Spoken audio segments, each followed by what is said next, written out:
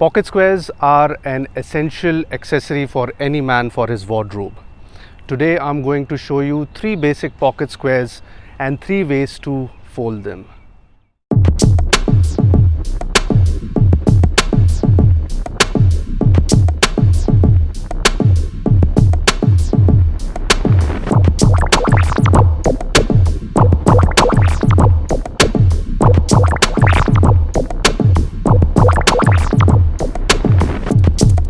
Hi, this is Swapnil and welcome back to the Classic Dandy. If you're new to my channel, do not forget to subscribe.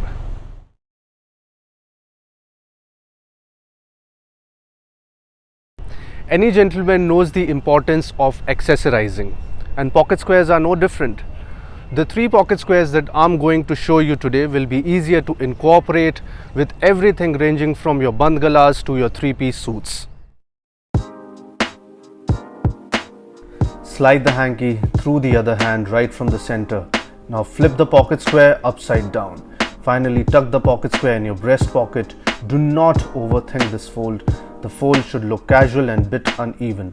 This is also called as the puff fold, ideally suited for more casual outfit settings. Here I particularly chose the paisley pattern to show you that this is less suited for formal attire. This is my version, the Classic Dandy's version of 3 tips up. Slide the hanky through your other hand. Fold one side so that you have the look of 3 triangles, creating 3 tips. Fold it in the opposite side and make sure to create a strong fold with the palm of your hand. Place the folded pocket square into your pocket and you're done. 3 tips up or crown fold is perfect for patterned and colored pocket squares, although I would recommend this with a blazer jacket or sports coat rather than a formal suit.